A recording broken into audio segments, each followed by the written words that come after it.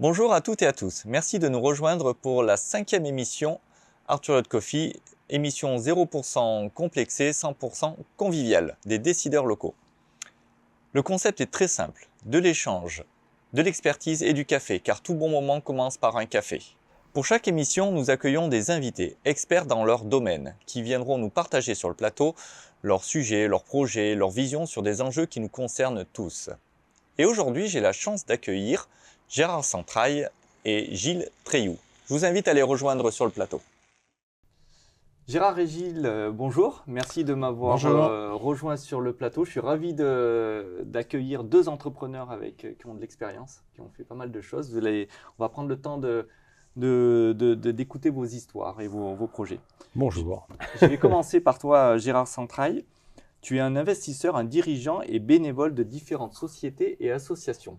En effet. Qu'est-ce que tu peux me dire un peu sur toutes tes activités? Il y a beaucoup de sociétés, il y a beaucoup de choses. Ouais, j'ai 64 ans, donc j'ai un parcours d'ingénieur classique et depuis une vingtaine d'années, je fais ce qu'on appelle du retournement, c'est-à-dire je prends des entreprises plutôt en difficulté, voire en très grande difficulté, voire en quasi-cessation de paiement. J'essaie de comprendre ce qui ne va pas. Je les retourne, c'est le terme, je les redresse, ça s'appelle du retournement et j'essaie de les vendre. Ça, c'est pour la partie, je sais pas, je les vends d'ailleurs. Ça, c'est pour la partie entrepreneuriale traditionnelle. Et sinon, effectivement, je passe beaucoup de temps comme bénévole dans des associations. Le dénominateur commun, c'est qu'elles soutiennent toutes les entrepreneurs, que ce soit la CCI, la CPME, Rhône Valley Angels, j'ai été président de Les Isards, je suis à la FAPTI. Donc, c'est vraiment le liant entre toutes ces organisations, c'est d'aider les entrepreneurs, parce que j'aime les entrepreneurs. D'accord. On se posait la question d'où on se connaissait. Je pense qu'on s'est connus quand tu étais président de la CPME. Probablement la CPME. Il y avait Stéphane Damour qui était là il y a pas longtemps. Voilà. Bon, tu pourras nous en raconter un petit peu plus. Gilles Treilloux, rebonjour. C'est Access Group, créé en 2003. C'est un domaine qui répartit 3 pôles d'expertise complémentaires dans le domaine de la transformation digitale des entreprises et administration. Alors, j'ai vu que le groupe faisait à peu près 36 millions d'euros. C'est autour de 300 collaborateurs en France. Qu'est-ce que tu peux nous dire un petit peu plus? Eh bien, moi, comme Gérard, je suis aussi d'origine technique. Je suis ingénieur, comme toi. Et j'ai 66 ans, je suis un petit peu plus âgé. 4 enfants, 8 petits-enfants. Voilà. Moi, la famille, c'est important. C'est important. Et puis, alors à l'inverse, pas à l'inverse, mais j'ai une démarche un peu différente parce que moi, j'ai créé mon entreprise il y a 21 ans et je ne l'ai pas lâché depuis 21 ans. Voilà, on l'a développé depuis 21 ans. D'accord, ok. Travailler en famille? On travaille un peu en famille avec 2 de mes enfants. On travaille ensemble. Ouais. Ok. Bon, tu nous en Très agréable. D'ailleurs, c'était une des choses que je m'étais dit, tu sais, au début, jamais avec mes enfants. Jamais. C'est une des multiples choses que j'avais dit que je ne ferais jamais et que, bien sûr, c'est arrivé. Et puis, je suis très content de le faire. Ok. Bon, on en sera un petit peu plus. Parfait. Maintenant qu'on sait avec qui on va boire un café, on va rentrer dans le vif du sujet avec la question à 1 million. Jingle.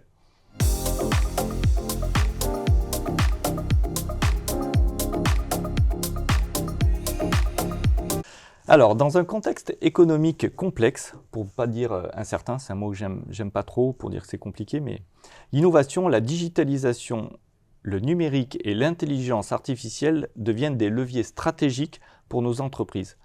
Comment avez-vous abordé ce virage de l'innovation pour renforcer la compétitivité de vos entreprises?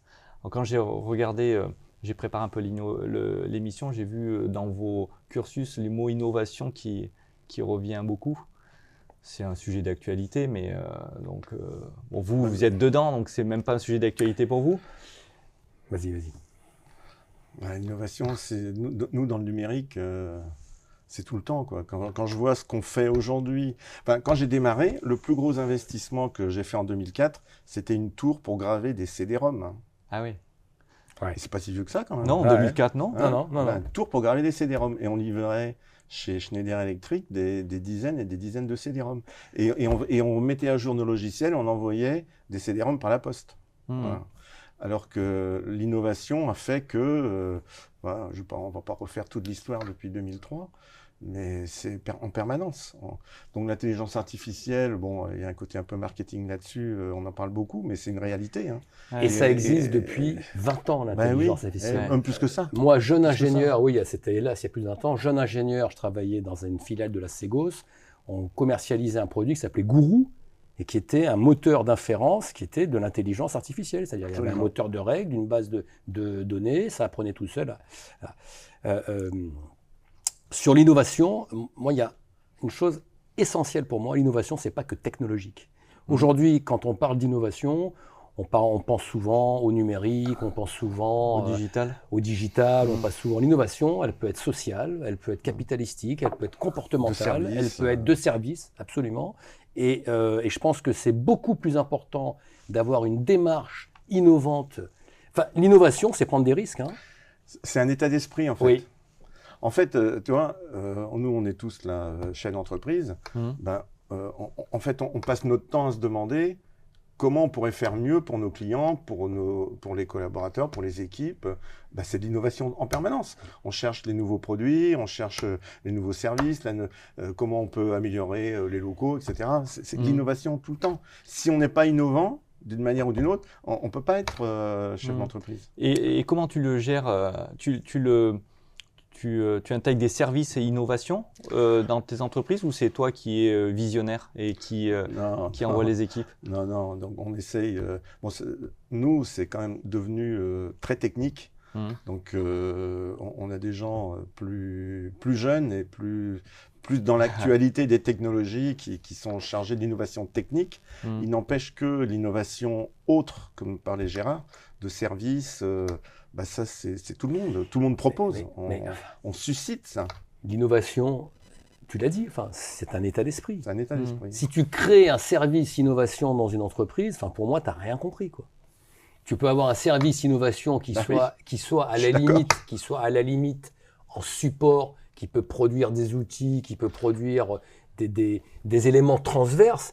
Mais l'innovation, c'est pas la responsabilité d'un service. C'est comme jadis, il y avait des services qualité. Je veux dire, non mais tu t'imagines maintenant avoir un service qualité, un service innovation, après il y aura un service... Non, l'innovation c'est un état d'esprit, c'est la capacité avant tout à prendre des risques. C'est pour savoir gagner, il faut être prêt à perdre. C'est toute l'équipe qui doit... Après, c'est vrai que tu es obligé d'en avoir...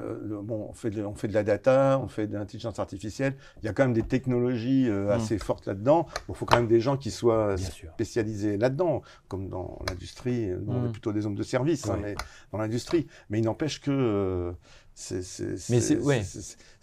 c'est l'envie. C'est l'envie d'innover, c'est l'envie de créer, c'est l'envie d'améliorer. Mais dans vos organisations, il n'y a pas un nouveau service ou un nouveau métier qui s'est mis. Vous l'avez toujours... Mais c'est à petits pas, ça se transforme petit à petit. La digitalisation, tu ne travailles pas un matin en te disant « Tiens, la semaine prochaine, je serai digitalisé ». C'est un mouvement permanent qui, quand on regarde le chemin accompli, ce que tu racontais toi en 20 ans, aujourd'hui, il n'y a pas une entreprise pour qui l'informatique n'est pas au cœur de l'exploitation. Voilà. L'innovation, alors l'intelligence artificielle, c'est en 2024 ce que l'hydrogène était en 2023, c'est-à-dire c'est le mot un peu phare qui attire un peu le regard, qui attire les investisseurs, mais l'intelligence artificielle, on va pas créer un service à intelligence artificielle, on va introduire des systèmes capables d'apprendre et de raisonner avec de plus en plus d'autonomie, dans l'ensemble des composantes des entreprises. C'est exactement nous ce qu'on fait chez Access. On a mis de l'intelligence artificielle dans notre logiciel de santé au travail avec de la reconnaissance vocale, par exemple. Voilà. Mais pour ça, on s'appuie sur des compétences externes et voilà, on l'a fait. Et on n'a pas eu besoin d'avoir un service intelligence artificielle. On fait de la data et de l'IA dans nos logiciels pour la GED, pour reconnaître des textes, etc. Ça se fait petit à petit. À petit. Et justement, tu disais, c'est des jeunes un peu qui s'emparent un peu du sujet. Des jeunes. Mais pour nous, tout le monde est jeune. Et la question que j'avais envie de poser... De plus en plus. C'est vrai. Mais... C'était quoi la question? La question, c'est justement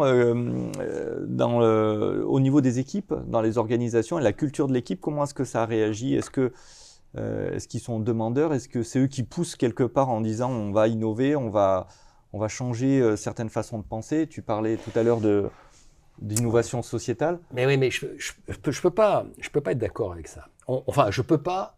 Ce qui nous intéresse, ce qui intéresse les entreprises, c'est pas la technologie pour la technologie. C'est finalement à quoi va servir la mise en œuvre de démarches, qu'elles soient bâties sur de l'intelligence artificielle. Et donc, personne n'est demandeur d'intelligence artificielle, mais tout le monde est demandeur, même si c'est très à la mode en ce moment. Hein, tu as même dans ton autoradio de bagnole de l'intelligence artificielle maintenant, présumée. Je te dis, c'est l'hydrogène de 2024. Hein. Il y a 2 ans, il fallait mettre hydrogène à toutes les sauces. Maintenant, il faut mettre intelligence artificielle à toutes les sauces.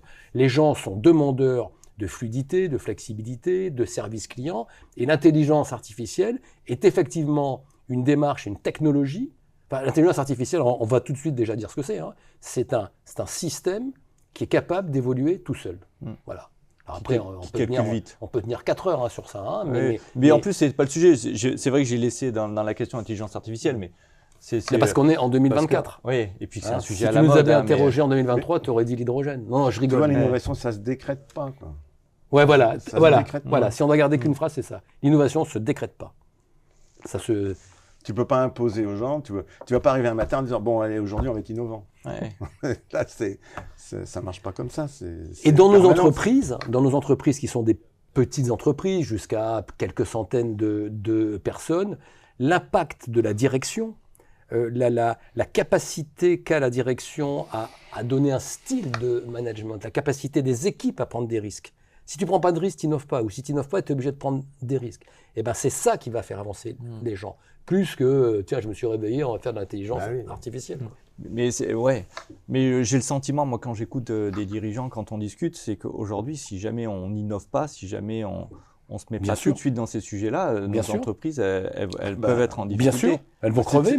Mais avant, c'était pas de croissance. La croissance, ouais, effectivement, c'est encore un autre sujet. C'est encore un autre sujet. Mais j'ai l'impression qu'on met presque une pression en disant aujourd'hui, si tu vas pas, je voulais pas redire l'IA, mais si on se met pas dans l'IA, demain, on va être dépassé par les copains. Non, mais il faut pas raisonner comme. Enfin, excuse-moi, mais on peut raisonner un peu différemment. C'est celui qui va innover, celui qui va vouloir créer, celui qui va vouloir progresser, il va y aller naturellement. Voilà. C'est la conséquence. Exactement. C'est pas de dire je veux faire de l'IA. Le raisonnement, c'est de dire je veux progresser. Ah bah tiens, j'ai un nouvel outil. Donc je vais l'utiliser. Ouais. C'est la conséquence, d'accord ? C'est pas l'objectif en soi. Oui, tout à fait. Mais tu veux faire des super courriers, tu veux produire du code plus rapidement, tu vas utiliser le truc à la mode, là, ChatGPT, voilà. Ben, c'est vrai qu'avec ChatGPT, tu vas gagner du temps, tu vas rédiger plus vite, mieux, mais tu n'utilises pas ChatGPT pour utiliser ChatGPT. Ce qui t'intéresse, c'est de répondre à tes clients, de créer de la valeur pour tes clients, pour ton entreprise et collatéralement pour la planète. Et toi, justement, qui est dans différents secteurs d'activité, on parlait tout à l'heure, il y a du vélo, il y a du golf, il y a du numérique. Et comment tu vois l'innovation dans toutes ces structures qui ont des objets complètement différents ? Est-ce que dans le golf, il y a forcément aussi de l'innovation ? Il faut numériser, il y a de la digitalisation ou pas ? Mais il faut tout numériser. Enfin, je veux dire, il n'y a pas un domaine, moi je ne vois pas un seul domaine d'activité que j'ai touché qui peut s'affranchir de la numérisation. Tu prends le golf. On ne va pas numériser le parcours de golf, pas encore. Hein. Peut-être que demain, sur des simulateurs, encore qu'avec les jeux. On te branchera sur un simulateur, voilà, et tu auras l'impression de jouer, alors que ce sera la Matrix, quoi. Hein. Ouais. Mais dans le parcours de golf, dans la relation client, bien sûr que tout doit être numérisé. L'accès au parcours, l'accès aux abonnements, l'accès aux informations. Et je ne te parle pas des trucs traditionnels que sont la facturation, le patin et le coup fin. Donc, la digitalisation, elle est absolument nécessaire, elle fait gagner du temps, elle fait gagner de l'argent, elle fait gagner de la réactivité. Et l'intelligence artificielle, j'en ai rien à foutre.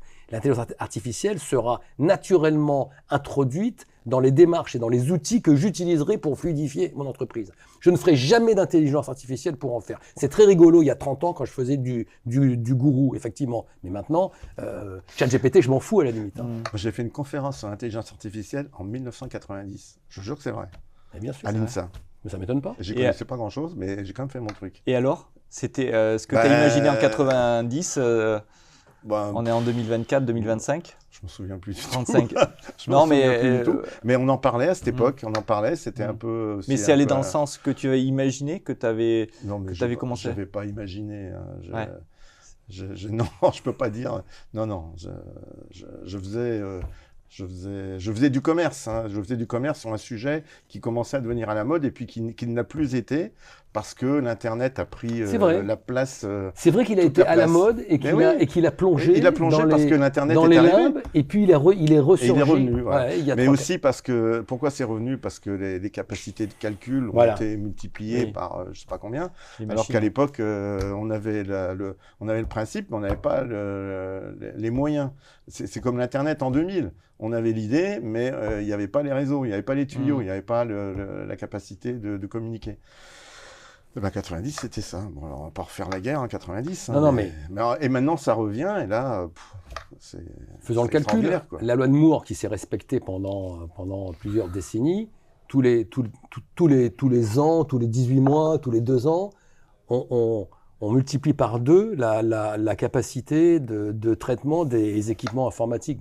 Ce que dit Gilles, c'est qu'aujourd'hui, on dispose d'une capacité de traitement dans un petit PC comme ça, avec lesquels la NASA aurait été bien content de pouvoir en disposer pour envoyer Apollo sur la Lune. Hein, mais bon, tout à l'heure, on parlait un petit peu de pourquoi l'immobilier, pourquoi les émissions, on parlait un peu des chiffres, la digitalisation. Nous, dans nos entreprises, pourtant on est agent immobilier, mais la digitalisation, la numérisation nous coûte quand même de l'argent, et on sent qu'il y a un besoin d'accélération sur l'innovation, sur le service qu'on va proposer, qui est en train de s'accélérer. Parce que les copains...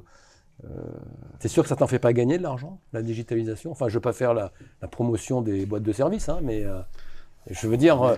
ça fait certainement gagner de l'argent, puisque nos entreprises sont là pour en gagner. À la gomme et au crayon, non, mais moi j'adore la technologie, et des fois, j'ai presque envie d'essayer des choses qui ne sont pas prêtes, et les équipes, des fois, ils ont dit « Oh Seb, tu nous embêtes », mais non, ça amène à un paquet de choses. Mais travailler à distance, on a des dispositifs, ça nous coûte quand même de l'argent, mais il y a des outils qui sont fabuleux. Le grand fantasme de la digitalisation dans ton métier il y a une 30aine d'années, c'était les visites virtuelles. Ouais. Voilà.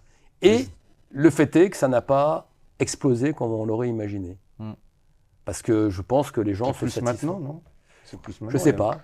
Quelle est la part de... Est-ce qu'il t'arrive de faire des visites virtuelles? Les appartements, plus que... Oui, alors éventuellement, on ne fait pas de logement, ça se prête un peu au logement, mais même dans le logement. Alors après, oui, ça peut être très bien quand on est à Paris et que les temps de déplacement sont un petit peu compliqués. Et que quand il faut, pour un premier rendez-vous, visiter 10 zones de bureaux, et que s'il fallait à chaque fois les voir, c'est compliqué.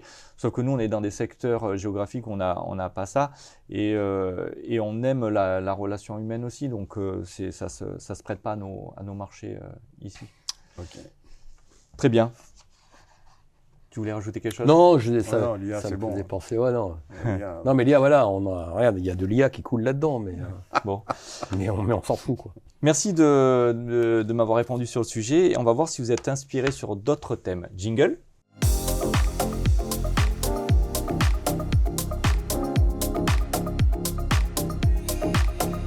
Alors, il y a une tasse devant, je vais vous demander de piocher un mot au hasard dans la tasse, et puis vous me direz ce que vous en pensez. Oh, pétard. Qui c'est qui veut commencer? Vous pouvez changer vos mots, moi, je vous en voudrais pas. Moi aussi, c'est assez clair. Vas-y, commence. Moi, le mot, c'est risque. Ah. Voilà. Alors, la prise de risque. Le risque. Je dirais que c'est inhérent à notre métier, quoi. Voilà. C'est pour ça que c'est facile à répondre. On fait ça tout le temps. Et l'entrepreneur. Voilà. L'entrepreneur est là pour prendre des risques, pour les mesurer, pour les contrer, et puis alors il faut que ça fonctionne le plus souvent possible, mais de temps en temps on prend des risques et ça fonctionne pas. Alors de temps en temps ça fonctionne pas, on a un échec, ce qui est plutôt une bonne chose parce que ça permet d'apprendre. Hein, si on se plante jamais, on n'apprend jamais rien. Un bon petit échec, une bonne petite gamelle, si on la recommence pas, c'est bien, c'est de l'apprentissage. Mais le risque fait partie de notre vie d'entrepreneur. Il faut savoir prendre des risques. Tout le temps, quoi. Sinon, on ne progresse pas. Et il faut essayer de le calculer, de le minimiser, de le maîtriser. Connaître le risque. Mais à un moment donné... L'éclairer. Tu le connais pas. Nous on fait beaucoup de... j'ai fait beaucoup de croissance externe chez Access. Voilà, ça, c'est du risque. Ça, la croissance externe, c'est du sport de haut niveau, quoi. Où là, à un moment donné, on a beau faire tous les audits qu'on veut, et ben, à un moment donné, il faut se dire, on y va ou on n'y va pas. Alors, moi, je dis toujours, de toute façon, le cadavre dans le placard, il y est. Ouais. Alors, quelquefois, le placard, il est au 3e sous-sol, où il est enterré, même, on ne l'a pas trouvé tout de suite, mais il va ressortir. Donc, il faut avoir suffisamment de confiance en soi et surtout de confiance en ses équipes pour se dire, à nous tous, on va gérer tout ça et puis ça va le faire. On va gérer et on va prendre le prochain risque. On va gérer celui-là. Une fois qu'on l'a fait, on en prend un autre. Ouais. Voilà. Et c'est ça l'adrénaline, en fait. Le risque, c'est ça qui nous fait avancer. C'est ce qui te passionne? Bah oui, parce que sinon... Gérard, il ne veut pas qu'on parle de passion. Mais... Non, on peut parler de passion. Non, mais le risque, c'est tout à fait lié à ce qu'on a vu juste avant. Il n'y a pas d'innovation sans prise de risque. Hein. Non, voilà. Sinon, c'est pas de l'innovation. Il n'y a pas de croissance. Sinon, je déroule, quoi. Il n'y a rien du tout. Tant que c'est bien vécu. Allez, à toi, Gérard. Alors moi, c'est beaucoup plus controversé. Moi, c'est croissance. Oh, parce que là, je peux t'écrire sur un mur entier pourquoi il faut croître, et sur un mur entier pourquoi il ne faut pas croître, quoi. En tout cas, moi, j'ai 64 ans, j'ai été biberonné, comme toi, Gilles, probablement, dans il faut croître. La croissance. Encore aujourd'hui. Hein.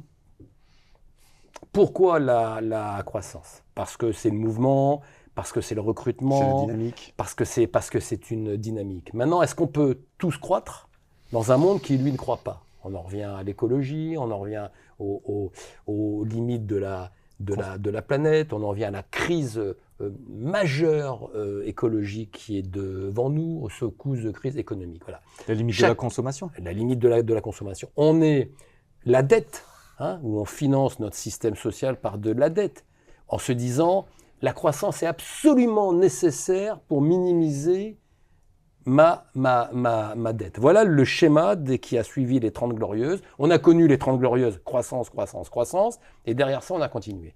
Donc, oui, j'ai été biberonné là-dedans.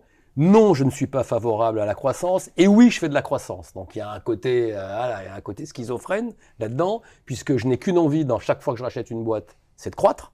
Parce que c'est la seule façon de créer. Pourquoi tu n'y crois pas? Pourquoi tu n'as pas envie? Parce que je voudrais... Alors, la bonne nouvelle, c'est que moi, je crois... Prenons le cas du vélo. Tu parlais du vélo.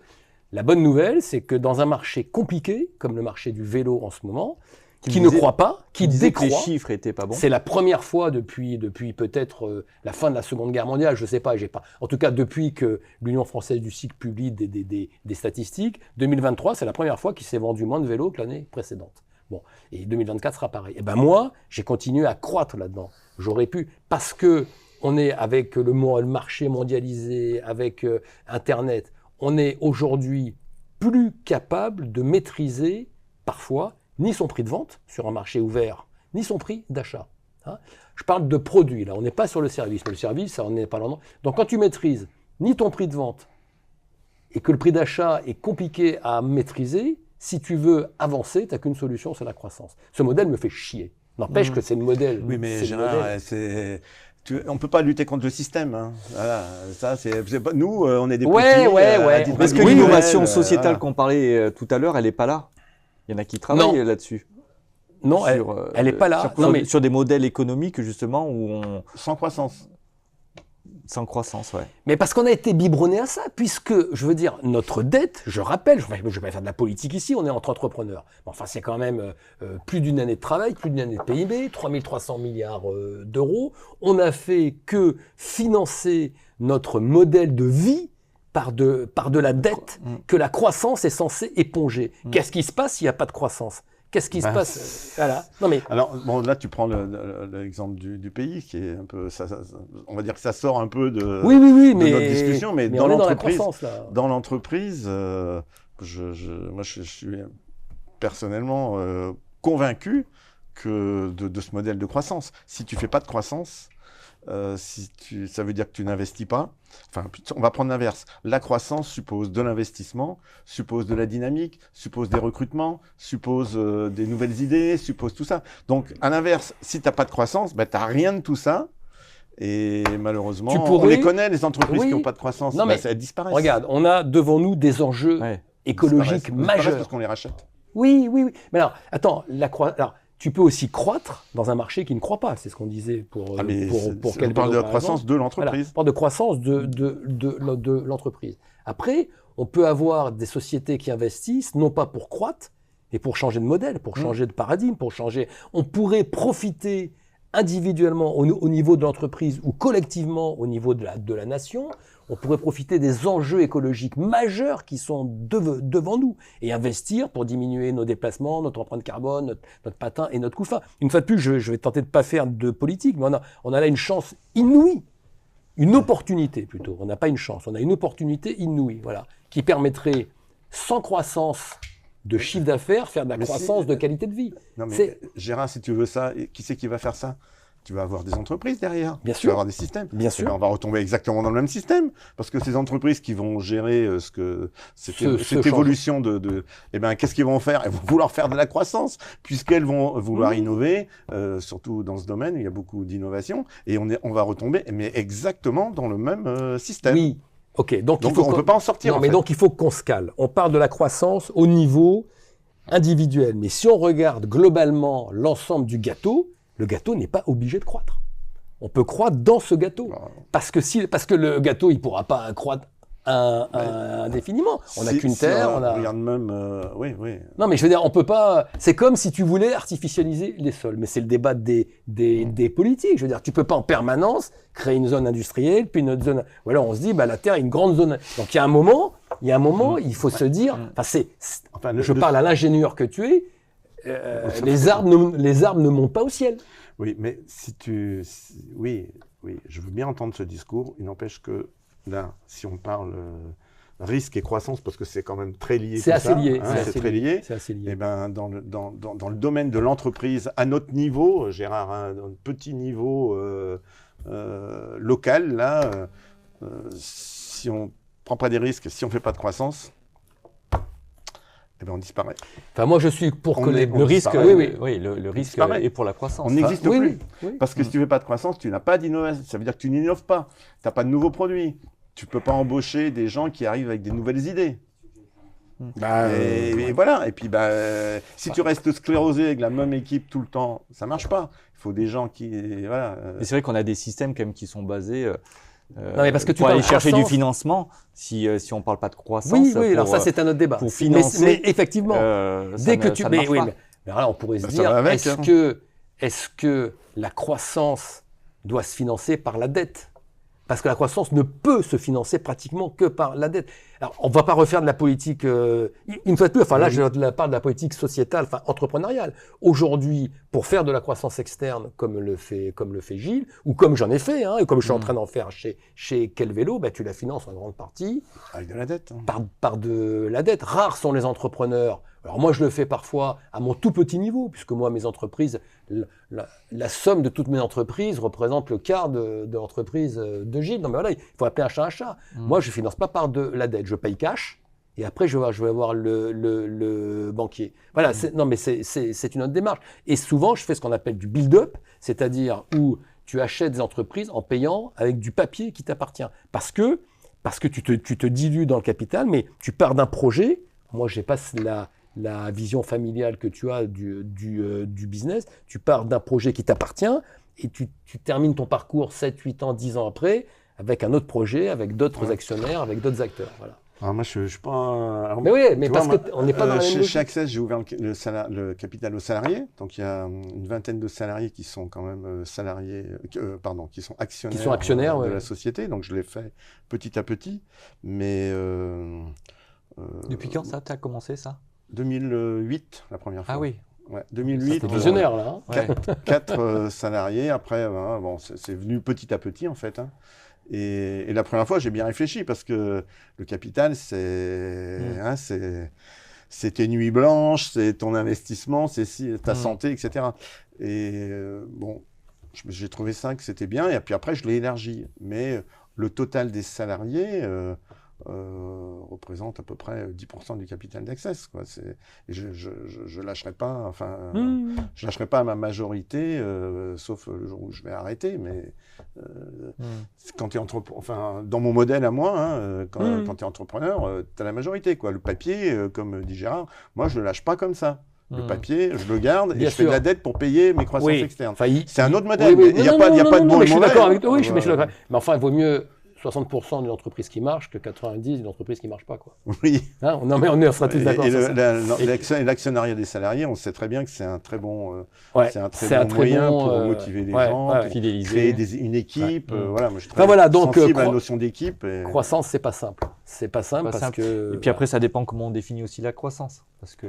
Mais il faut croître il faut créer cette dynamique dont tu parlais. Mais l'ensemble des acteurs. Enfin, c'est un jeu à somme nulle, quoi. C'est un jeu à somme nulle. Ouais. Et si on n'intègre pas que c'est un jeu à somme nulle, eh ben on est nul. C'est pas la somme qui est nulle, c'est nous qui sommes nuls. Ça veut dire qu'on n'est pas capable de comprendre qu'on vit sur une planète qui est limitée, quoi. Et qu'on ne peut pas en permanence tirer des autoroutes, faire des trains. Et pourtant, s'il en faut, hein, je suis pas du tout contre l'économie, bien au contraire. Parce que, je ne sais pas si on aura l'occasion d'en parler, mais le monde entrepreneurial, les entreprises que nous dirigeons, sont le premier facteur de dignité humaine, pour moi. Ouais, je suis d'accord avec toi. Le premier facteur de dignité humaine. Donc jamais vous m'entendrez dire non, l'économie. Non, l'économie crée les conditions de la dignité humaine. Bien avant les politiques, bien avant tout le reste. C'est l'économie. Je suis tout à fait d'accord avec toi, Gérard. Voilà. Tout le reste, maintenant, c'est durable. Allez. Bon. Maintenant que vous avez été pris la main dans On est d'accord, de toute façon. je sais qu'on est globalement, Gilles et moi, dans le même momentum. Parce que je suis beaucoup, beaucoup plus moderne.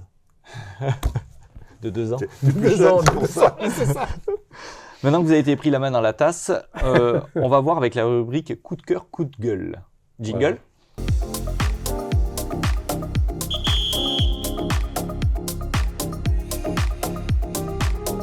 Alors tous les coups sont permis. Maintenant, partagez avec nous votre coup de cœur ou votre coup de gueule. Qui veut commencer ? Gilles va commencer comme ça. Moi, je vais commencer par mon coup de cœur.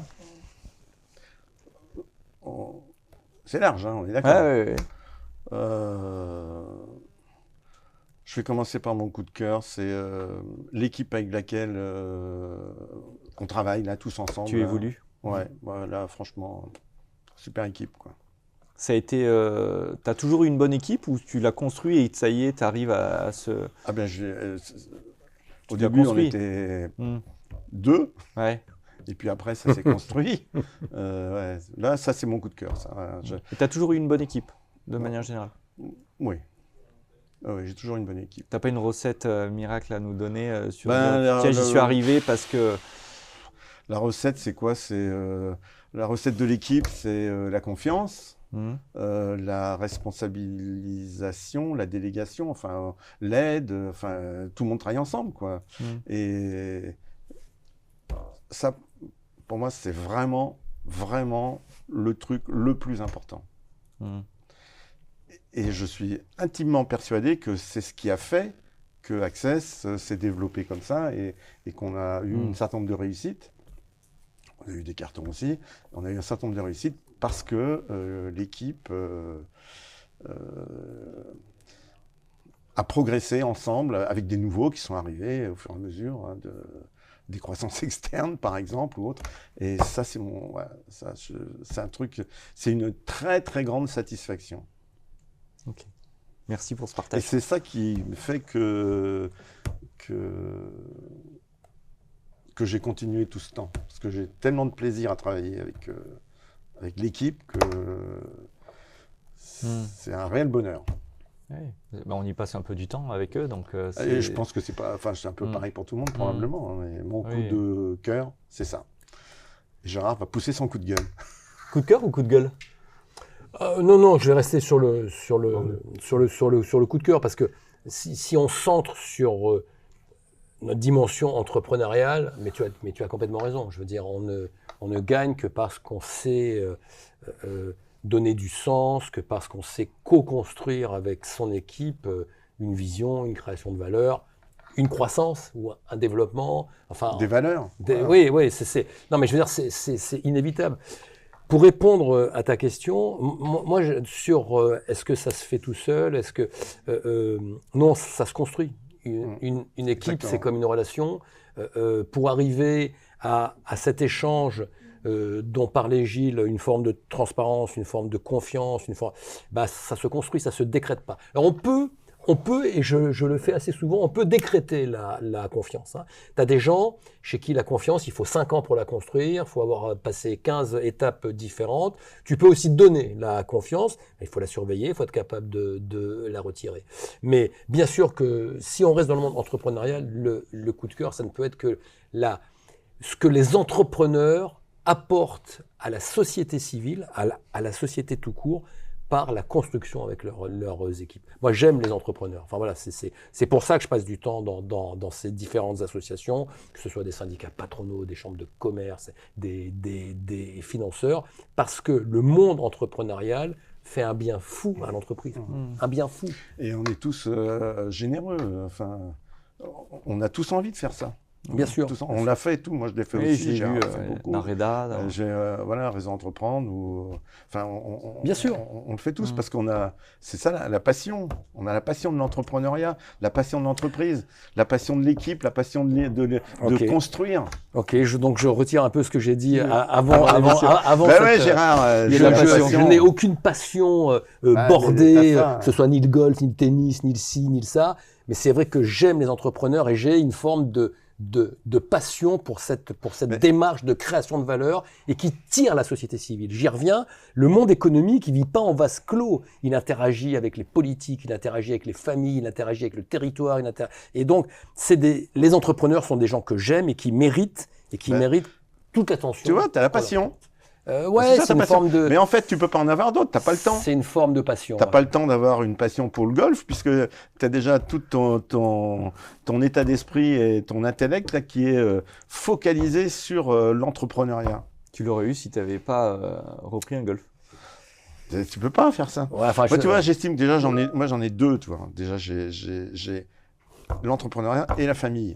Alors déjà, ça fait beaucoup, ça fait deux déjà. Ouais, t'as un grand cœur, un grand ouais. C'est un autre sujet, ça, la gestion justement de la vie perso et d'entrepreneur. Il faudrait demander aux autres. Hein. Et donc moi je vais enchaîner sur le coup de gueule. Allez. Sur le coup de gueule sociétal, c'est cette inconscience ce qu'on a dit juste avant, cette inconscience de la société civile en général, y compris des entrepreneurs, sur l'état dramatique de nos territoires, je parle écologie, sur l'état dramatique de la dette, sur cette vie en permanence à crédit qui va être portée par nos enfants. 3 300 milliards de dettes, 80% des insectes qui ont disparu. Enfin là, je cite les deux trucs qui me viennent spontanément à l'esprit. Et comme disait Jacques Chirac, la maison brûle et tout le monde s'en tape. Non, mais t'as vu le cirque à l'Assemblée nationale là? Non, j'ai pas vu le cirque à l'Assemblée nationale. Non, mais ça m'étonne. Non, mais voilà. Et je veux dire, après, c'est peut-être pas si simple que ça non plus. Après, il y a un jeu. La prise de conscience, elle est simple. Ouais. Les remèdes sont très compliqués. Le chemin qu'il faut prendre sont très compliqués. Mais il faut qu'on arrête de faire de la croissance pour la croissance. Il faut qu'on arrête de financer notre modèle social en travaillant moins, en ayant ainsi avec plus. Enfin, je veux dire, c'est n'importe quoi. On est complètement déconnecté. Enfin, 80%, enfin je sais pas, trop de gens sont déconnectés de la réalité environnementale et sociétale dans laquelle on est. Et qu'est-ce qui va se passer? Ça va être un tsunami un jour. Ça tire comme un tsunami, ça tire. Et un jour, ça va lâcher. Il y a déjà eu. Hein, oui, il y a déjà eu les gilets jaunes. Voilà. Mais bon, c'est des phases, on entend, on passe certaines crises. Et moi, je trouve qu'il y a quand même une certaine résilience de l'entrepreneur parce qu'on se dit, ces choses-là, on les a déjà entendues. Et puis, le système, on continue et on avance et on trouve toujours des leviers de croissance. Ouais, mais... Oui, mais ça fait des siècles que ça dure. Ouais, et on est toujours là. Mais j'entends ton coup de gueule et on peut le comprendre, mais n'empêche que ça bouge pas et qu'on continue. Ça bouge quand même. Ça bouge. Peu. Voilà, moi, mon coup de gueule, ça bouge lentement. Ouais, ça bouge lentement. lentement et Après, voilà. est-ce qu'il faut que ça bouge ou comment il faut Mais que ça on bouge bougera, mais c'est l'espèce humaine, on bougera que dos au mur, quand on aura de l'eau jusqu'au nombril, que le toit sera effondré sur la tête, et on se dira, et puis on croit encore au miracle de la technologie, peut-être de l'intelligence artificielle, qu'on va trouver une solution technologique à tous ces problèmes, voilà. On va demander à l'IA de résoudre ce problème. Allez, mort de rire. Mais il y a voilà, des entreprises, le coup de gueule, il est là. Il y a des entreprises qui innovent et qui vont nous Qui vont trouver des solutions. nous sauver. On va aller, grâce à Elon Musk, on va aller sur Mars. Tous les problèmes vont être résolus. Parfait. Maintenant, j'aimerais savoir pourquoi vous avez investi ici plutôt qu'ailleurs. Jingle.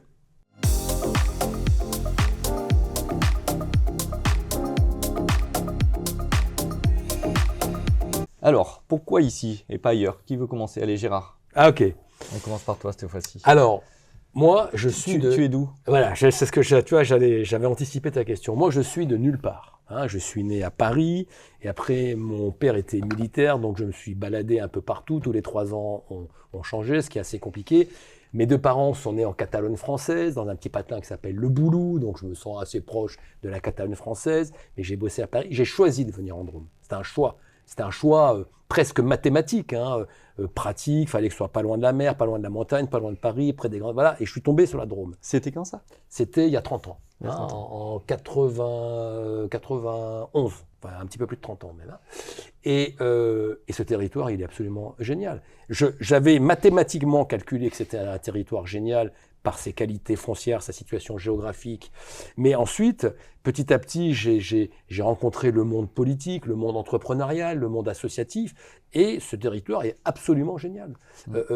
Et pour une fois, moi qui étais assez critique avec les politiques, je peux dire que les politiques locales en Drôme sont des gens qui écoutent, qui sont capables de prendre des décisions qui vont dans le sens de soutien aux entrepreneurs et donc à la société civile, parce que je reste assez cohérent avec ce que j'ai dit il y a 5 minutes, les entrepreneurs sont l'un des meilleurs facteurs de dignité de la société tout court. Et donc, voilà. Donc la Drôme est un creuset qui crée les conditions favorables pour que les entreprises se développent, de par la situation géographique, l'intelligence de tous les différents acteurs. Donc voilà pourquoi j'ai investi en Drôme, je continue à investir. Et d'ailleurs, quand j'investis à travers ma holding ou à travers le réseau de Business Angels, Rhône Valley Angels, je ne le fais que localement. Je n'investis pas dans... Pourtant, il y a de beaux projets, mais voilà. Voilà pourquoi. C'est pour des raisons froides. C'est une évidence et chaudes. pour toi. C'est une évidence, absolue. Et toi, Gilles? Alors, moi, je suis pas d'ici du tout. T'es pas d'ici, ce qu'on disait, mais t'es pas très loin non plus. Donc, je suis breton. Je suis venu faire mes études à Lyon. Ouais. Et j'ai travaillé pendant assez longtemps en Haute-Savoie.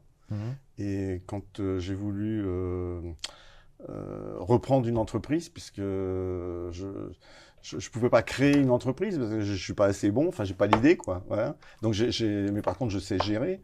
Et donc j'ai repris une entreprise, j'ai cherché sur le Rhône-Alpes et j'ai trouvé une entreprise à Valence qui faisait une dizaine de personnes, qui faisait 1 million de chiffre d'affaires. Et puis ça m'a plu et c'est comme ça que je suis arrivé ici. Voilà. Et en fait, je suis très content ici. Je trouve le tissu super intéressant. Il fait beau. Il y a des gens très sympas. Et tu développes aussi en local ou Alors, pas particulièrement, non. Non, pas particulièrement. Nous, j'aurais presque tendance à dire c'est plutôt l'inverse. Étonnamment, mais ça vient pas de nous forcément. Hein. On est plus fort ailleurs que dans la Drôme. Certains de nos marchés qu'on aurait pu développer sur place, bizarrement, on n'y arrive pas, alors qu'on a des dizaines et des dizaines de clients ailleurs, mais ici, on a un peu de mal. Mais bon, c'est anecdotique. Hein. Ouais. C'est anecdotique. Bon. Donc voilà, je me suis installé ici. Et je suis très content, associatif. On se connaît avec Gérard. On a été dans plusieurs associations aussi. Les associations, c'est un super territoire. Un attachement au territoire aussi. Ouais. L'adoption. Maintenant, mes enfants sont tout autour, à Lyon, à Grenoble, aussi au Nord-Drôme aussi. Donc c'est central pour moi, c'est parfait. Ok. Je vais rester là maintenant. Très bien. C'est vrai qu'on a un territoire fabuleux, je ne vais pas vous dire le contraire. Ah oui, mais c'est clair. Hein. C'est clair. J'adorerais être agent immobilier ici, moi. C'est vrai qu'on a un terrain de jeu on a de la jeu chance. exceptionnel. Ouais. Ah ouais, non, c'est sympa ici. Après, on le connaît bien, donc on sait... T'as le Vercors à côté, enfin non, c'est top. Ouais. Il y a beaucoup d'avantages. Allez, on va continuer dans ce sens et on va découvrir vos projets du moment. Jingle.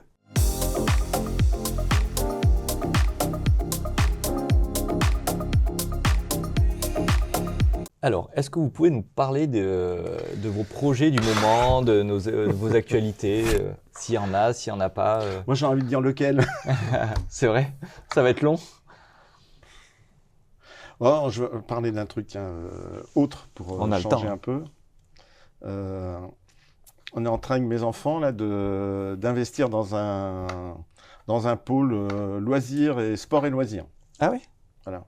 Donc un truc à part de ce qu'on fait traditionnellement. Tu peux nous en dire un peu plus? C'est dans le domaine?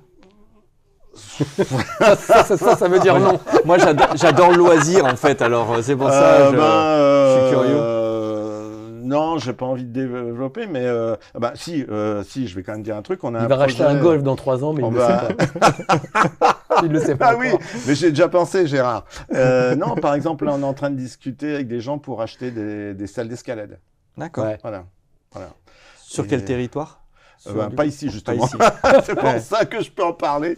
Pas ici, mais voilà, pas très loin non plus. Hein, mais voilà, ça, c'est un domaine qui me plairait bien et que mes enfants sont en train de discuter de ça. Et c'est les enfants qui t'amènent dans ce projet ou c'est toi qui as une passion pour l'escalade? Cet exemple sur l'escalade, c'est un de mes enfants qui m'y amène. Mais non, sport et loisirs, je trouve que c'est super. Tu as investi toi aussi dans le sport et loisirs, donc tu vas pas me contredire. C'est un domaine un peu d'avenir, c'est à la mode, les gens ont envie de se détendre, donc c'est un domaine qui est sympa et qu'on peut gérer justement en famille. Et ça me plaît bien. Ouais. Voilà. Donc ça, c'est le projet, un des projets. Sinon, sur Access, des projets, on en a plein. Mais c'est moins sexy. C'est plus business. Bon, on va pas en parler, ça intéressera personne. Voilà. Ouais. Ouais, projet. Non, mais l'entrepreneur a toujours plein des idées, on en a plein tout le temps. Bien sûr. Des fois trop, mais... Ce qui manque souvent, c'est... Ce qui manque la plupart du temps, je dirais, c'est les gens. Pour mener les projets. Pour mener les projets, ouais. Parce que toi, tu peux avoir l'idée, tu peux avoir les moyens de le faire, et puis à un moment donné, tu te dis, bon, qui c'est qui va piloter le truc? Il y a des gens qui s'impliquent ou des gens qui veulent prendre le projet, qui vont s'impliquer, parce que forcément, il faut s'impliquer, mais tu manques de personnes pour dire, allez, on a ça, on va le faire. Des choses, il y en a plein à faire, en fait. Oui, mais des gens qui sont... des gens comme nous, comme nous trois, là, où tu travailles quand même beaucoup. Ouais. Tu comptes pas tes soirées. C'est pas si simple que ça à trouver quand même. Hein. Voilà. C'est vrai qu'on n'a pas. Et donc, c'est souvent ça qui fait qu'on a un peu de mal. Je suppose que toi, c'est pareil, Gérard. On a des idées, on a un peu de moyens, on peut faire des trucs. Et puis après, tu te dis, merde, mais qui va piloter ça là? Et alors, on est prêt à lui lâcher un peu de capital. On est prêt à faire plein de trucs. Mais c'est très difficile à trouver. C'est ce qui freine le plus. Chez Access, c'est pareil. Hein. C'est ce qui freine le plus. Ouais. C'est de trouver les bonnes personnes au bon moment, avec la bonne compétence, motivées, qui vont vraiment mouiller le maillot, quoi, et qui sont dans les valeurs, qui est compatible avec notre fonctionnement. Avec l'entreprise. Bah oui, parce que si vous trouvez des gens, mais qui sont...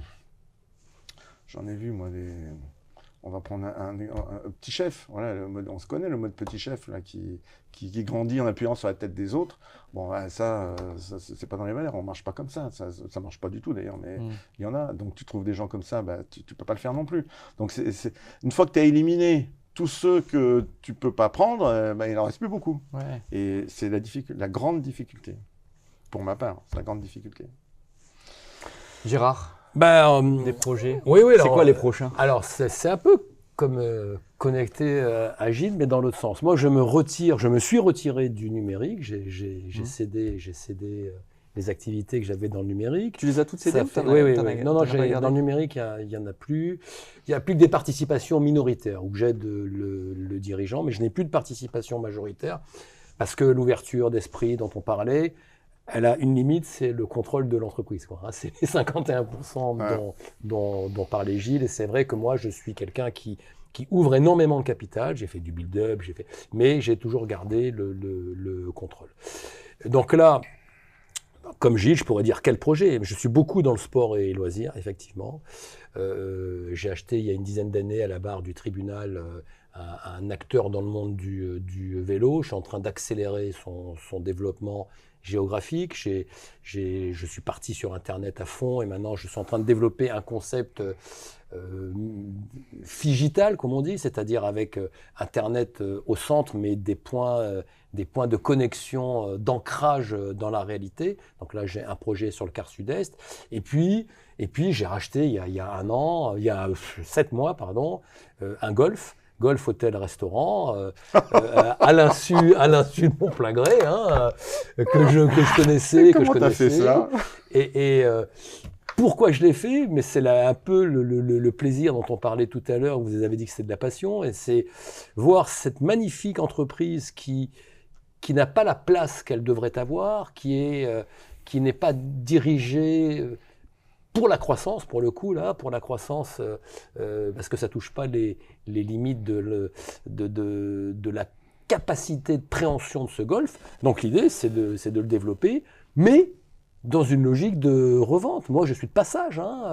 Je suis que locataire des entreprises. Enfin, je suis propriétaire, mais c'est d'aider. Ça, tu vois, c'est une différence entre nous. C'est une différence. Moi, l'objectif n'est pas le jour où j'ai acheté le golf, le jour où j'ai signé, j'ai fixé ma date de sortie. Alors, je ne vais pas y arriver forcément, mais je sais aujourd'hui exactement quels seront les critères et le calendrier que je me suis fixé pour la sortie. La probabilité que je garde ce golf hôtel-restaurant est nulle. Il faudra trouver le bon moment, les bons acquéreurs. Moi, je suis plus dans la construction, je garde et je développe, et je rajoute des trucs. Et, un peu de croissance au passage.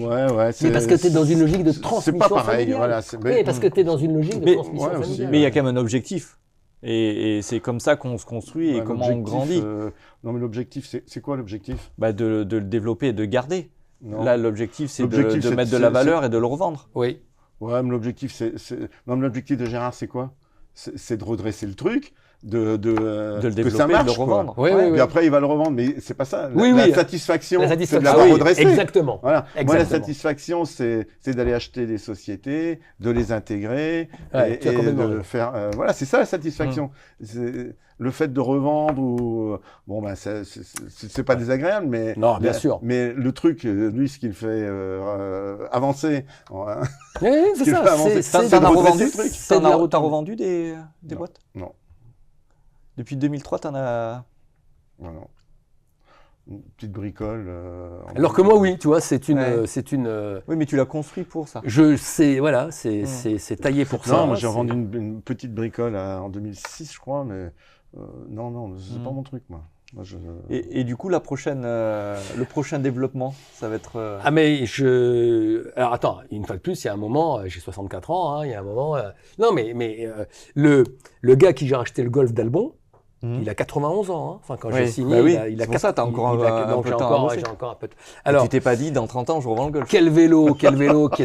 quel vélo qui est en pleine ascension, il est en pleine ascension, il est en plein développement, il est en pleine vente aussi, quoi. Moi, à tout moment, je peux vendre quand elles sont prêtes. Quel vélo c'est prêt. Et c'est prêt, il est en cours de vente, quoi. Ah oui. Mais il se vend pas. C'est le cadet de mes soucis. Je continuerai à le développer. Le gars qui me l'achètera dans 2 ans, il le paiera 2 fois le prix que non. Mais je rigole. Et le golf, ce sera dans quelques années. Et le projet d'après, ce sera autour des forêts. Voilà, ce sera autour des forêts. Ce sera probablement mon dernier tour de piste. Ce sera et avec une dimension éco-responsable, quoi. Voilà. D'accord, on sent que c'est un sujet qui c'est essentiel pour moi. Moi, j'aimerais bien. J'ai créé une fondation avec mes enfants Et j'aimerais bien développer ça. Ça, c'est un truc qui me tiendrait. Ça se développe pas trop parce que on est tous occupés, chacun. Sur quel sujet? L'intégration par l'éducation et l'entrepreneuriat. C'est génial. Éducation, formation, entrepreneuriat. Donc on soutient 2-3 assos, là, mais c'est très artisanal. Hein. Ça, c'est un truc que j'aimerais bien développer. Mes enfants, ils ont eux-mêmes des enfants en bas âge et tout ça. Bon, voilà, ça va se mettre en place petit à petit, dans 10-15 ans, 20 ans. On a le temps. Ouais. On a le temps. On a le temps. Quand tout le monde sera prêt, mais c'est un sujet, il faudra qu'on peut en reparler. S'il y a des c'est un sujet passionnant. C'est facile à. Enfin, le cadre juridique est très simple, hein, c'est un fonds de dotation. Hein. Donc, c'est toujours pareil, il faut trouver le sujet qui te branche et puis les gens avec qui tu veux le faire. Bon, nous, on fait ça en famille. Hein. Bien sûr. Ok. C'est embryonnaire encore, mais ça fonctionne un petit peu. Affaire à suivre. On va regarder ça projet là-dessus. On va regarder ça de près. Ok. D'ailleurs, on prend des dons. Hein. T'as compris, fonds de dotation. Hein, donc, je vais le mettre dans la tasse et comme ça un jour vous allez en parler.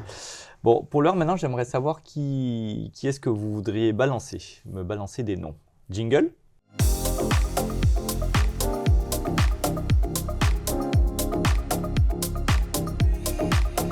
ça, ouais. Alors, des nouveaux invités vont bientôt venir boire le café à votre place. Et est-ce que vous avez des noms à me donner, des gens votre place ici. Ouais. Ou même à ma place. Hein. Mais qui c'est que le passage par cette émission devrait être obligatoire. Tu sais que Stéphane a dit la même chose? Ah non, je savais pas. Ouais. Stéphane Damour. Ouais. Mais ça, c'est la CPME. On marche comme ça à la CPME. Hein. On est très ouvert.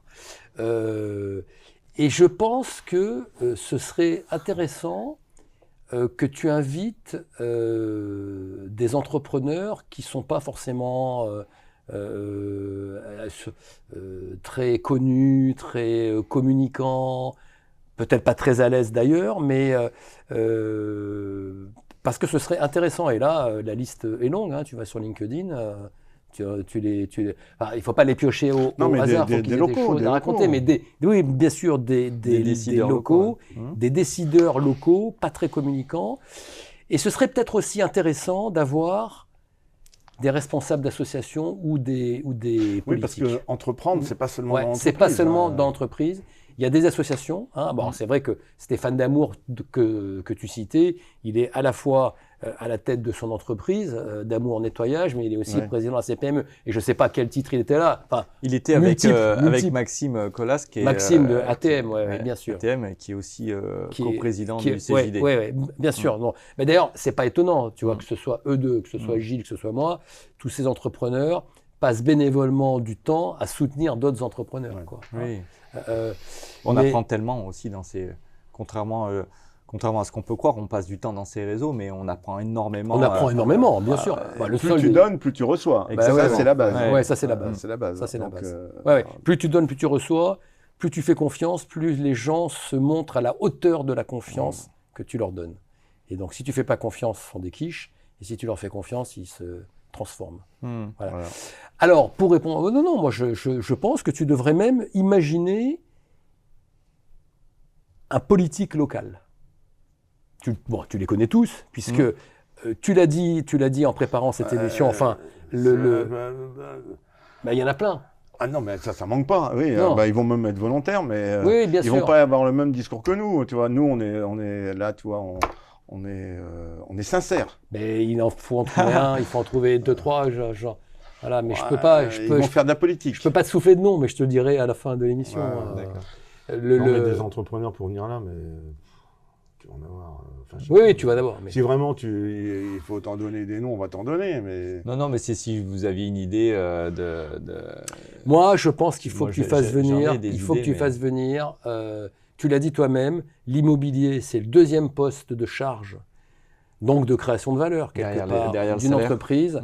Donc, il faut que tu fasses venir un politique en charge de l'aménagement du territoire, puisque ça a un impact direct sur les entreprises. Ou un maire, enfin tu vois, quelqu'un qui aide les entreprises à s'implanter. Par exemple, le maire d'Albon, ou le maire d'Autrive, ou le service éco de l'Agglo, ou la CCI. Enfin, tu vois, les noms, tu les connais tous, je peux tous te les dire, mais Je ne voudrais pas, parce qu'il y a tous ceux que j'oublierais de dire. Quoi. C'est ça le problème. Mais je pense que voilà, les entrepreneurs, tu les connais. J'ai peur, Gérard, que si tu fais ça, tu vois, tu sors un peu du... C'est plus la même émission, tu vois. C'est plus la même émission, mais tu pourrais... C'est pas une émission, comment oui, on t'appelle ça, Arthur Coffee, mais c'est plus le même échange. Après, ça fait partie d'un échange. Et j'échange, moi, avec eux régulièrement parce que l'aménagement du territoire, comme tu le dis, c'est important. Et quand on installe une entreprise, on a besoin du territoire, on a besoin du monde économique et des services éco. On est en relation régulière avec eux pour avancer là-dessus. Et sans économie, il n'y a pas de territoire, il n'y a pas de financement du territoire. Eux, ils vont te dire, sans territoire, il n'y a pas d'économie, bien sûr. Mais où est la poule, où est l'œuf? Je veux dire, aujourd'hui, ceux qui remplissent les caisses des collectivités locales, c'est les entreprises. Alors, c'est les entreprises et les particuliers. Mais les particuliers, d'où ils gagnent leur argent? De la création de valeur dans l'entreprise. Et ceux qui remplissent les caisses de l'État, c'est aussi les entreprises. Oui, c'est ce que je viens de dire. C'est le même raisonnement. Oui. Tu parles des collectivités locales. Mais non, ceux qui remplissent les caisses des collectivités locales, si j'ai dit. Et si on regarde bien, les salariés d'une entreprise qui sont à Valence, je crois que c'est peut-être 20% qui habitent à Valence. Oui. Donc ça veut dire que c'est les gens qui vont voter, qui vont élire, ne sont pas sur les territoires où il y a ces entreprises qui rapportent de l'argent aux collectivités. Mais bon, et tu as des politiques qui sont chefs d'entreprise, donc voilà, là c'est très compliqué. Territoire, ouais. Mais les gens vont taper à ta porte pour venir à Arthur Lloyd Coffee. Oui, c'est pas le. Après, on est là. Non, je rigole. Plaisir, mais un nom comme ça, sinon. Après, le problème, c'est que moi, j'aime bien citer un nom en dehors. Non, parce que là, si on en cite un, on en cite deux. On va pas en citer 3 et 4, et des gens, on en connaît plein. Ouais. Donc, c'est délicat. Ouais, c'est délicat. Mais je te donnerai un nom en dehors. Voilà, on va te donner des noms, mais après. Mais tu diras pas que c'est nous. Hein. D'accord. Je dirais pas. On en connaît. En tout cas, tous ceux que tu as invités et que j'ai pu voir de près ou de loin. J'ai trouvé ça très bien. C'est très bien. Et je trouvais que c'était plutôt des jeunes, donc ce que je t'ai dit au téléphone quand on s'est parlé. Mais en fait, non. Donc j'ai revérifié, effectivement. C'est varié. Il y a tout. Il y a pas de critères en tout cas là-dessus. Après, il faut avoir envie de se prêter au jeu. C'est pas forcément facile. La première chose, quand je t'ai appelé, tu m'as dit oula, attends. Et puis après, tu as vite réfléchi. Mais parce que. Je me suis dit, bon, Gérard, ça va, on va discuter. Oui, et puis c'est vrai qu'on est assez compliant, Gilles et moi. Quoi, non, mais tu pourrais inviter des gens plus jeunes, tu vois, des gens qui démarrent, des gens qui créent des startups, pas forcément des startups d'ailleurs, mais des gens qui démarrent. Ça les aiderait, et puis. Nous, on est plutôt quand même un peu sur la fin, des gens qui démarrent et qui ont besoin d'un peu de notoriété. Après, je n'ai pas la prétention de dire que ça va changer vos vies et ça ne changera pas la vie non plus de ces jeunes entrepreneurs. Mais ce qui est intéressant, justement, avec des... c'est l'échange, en fait. Oui, mais c'est l'échange. Tous les gens qui vont écouter, qui vont dire, tiens... la vision, quelle est la vision, quels sont mes choix je fais d'entrepreneur aujourd'hui. Et n'oublie pas que beaucoup d'entrepreneurs sont pas solitaires, mais sont souvent seuls dans leur espace de décision. Et on le disait en rigolant, en prenant le café, ça vaut 2 séances de psy ici. Hein. Donc, plutôt que d'aller payer 100 balles chez un psy, viens Arthur Lloyd Coffee. Parce qu'on est tout seul. Hein. Et faut quand même le dire. Et donc, on sera toujours tout seul. Tu pourrais aussi. À un moment donné, il faut prendre la décision et tu te retrouves tout seul. Tu pourrais aussi, mais il faut trouver quelqu'un qui a suffisamment confiance en lui pour que ça ne le perturbe pas, inviter un entrepreneur sur un échange comme ça avec plusieurs questions, mais à parler de ses échecs. Parce que là, on n'a parlé que de nos réussites, mais on a des putains d'échecs. On a forcément tous des sacrées casseroles, quoi. Et parler de ces casseroles, c'est pas mal aussi, quoi. Il y a des mots comme ça, échec, mais bon, vous l'avez pas pris au hasard. Et puis, non, mais échec, ça veut dire quel est ton rapport à l'échec. Mais parler de son échec, c'est très différent de verbaliser pourquoi j'ai échoué et qu'est-ce que j'en ai tiré. Parce que je crois que c'est toi qui l'as dit, Gilles. On sort beaucoup plus fort d'un échec que d'une réussite, quoi. On est beaucoup plus aware. Enfin, voilà. On apprend. On apprend. Et un dernier petit sujet, je vous lance parce que ça tire à sa fin et ça fait un petit moment qu'on discute, c'est recrutement. Vous êtes pas allé sur ce mot-là. Gilles, tu as commencé à dire tu as des projets et c'est une question de personnes des fois pour réaliser certains projets. Le recrutement aujourd'hui, pour vous, c'est un sujet, c'est pas un sujet? Tous les entrepreneurs qui passent là... C'est un peu différent. le recrutement en général, c'est un sujet, dans mon métier, c'est un petit peu moins difficile maintenant. Ça a été très, très compliqué. Alors, on s'est adapté. Hein. On a mis en place du télétravail généralisé. On a amélioré nos locaux. Enfin, bon, on fait plein de choses pour essayer que les gens viennent. Mais les profils dont je parlais tout à l'heure, c'est pas du recrutement. Ouais, voilà, c'est une question de personne. C'est ça, voilà. Mais le recrutement en général, tu trouves du monde? Non. Bah, c'est compliqué, on y arrive, mais nous, on a des technologies sur lesquelles on cherche du monde depuis au moins 2 ou 3 ans et on ne trouve pas. Il y en a. C'est un problème de formation, c'est un problème de formation, de techniques un peu pointues, pas très répandues et sur lequel il y a très peu de profils. Et quand on en trouve un, faut encore sur des profils techniques, c'est vrai que sur des technologies un peu pointues. Regarde, j'ai eu la chance de présider l'école d'ingénieurs de Valence. Les ISAR, 100% de la promotion trouvent à la sortie, quoi. Ouais. Même encore aujourd'hui. Mais bien sûr, même sûr, même encore aujourd'hui. Dès que tu as une bonne formation. Là où je suis encore une fois d'accord avec Gilles, c'est que moi, dans mes différentes activités, je n'ai jamais eu de gros problèmes de recrutement. La difficulté, c'est le top management, quoi. Si tu as besoin de trouver un directeur général. Alors, moi, j'ai rarement eu ce besoin parce que j'essaie de faire monter les gens dans l'entreprise. Mais il y a un moment, c'est pas toujours. Oui, ça c'est une bonne façon de faire. Ouais. La promotion interne, nous on en fait énormément. On a fait chez Access plein de promotions internes. Mais quelquefois, c'est bien aussi d'avoir une vision froide extérieure, ou complémentaire, parce que quelquefois on est un peu en consanguinité. Hein. On pense tous la même chose. Quand tout le monde pense la même chose, on ne pense plus. Hein. Il faut la contradiction, il faut des gens qui ont d'autres formations. La diversité, c'est la vie. Hein. Là, sans faire bien sûr. Plus on est différent et plus on apporte quelque chose auquel l'autre ne pense pas. Ouais, alors, je comprends même pas qu'on puisse aller contre ça. Et ça, c'est la richesse. Justement, c'est pour ça que dans l'entreprise, il faut des hommes, des femmes, des jeunes, des vieux, tout le monde, quoi. Parce que chacun apporte avec sa culture, avec son histoire. Et c'est ça que la richesse. Ouais.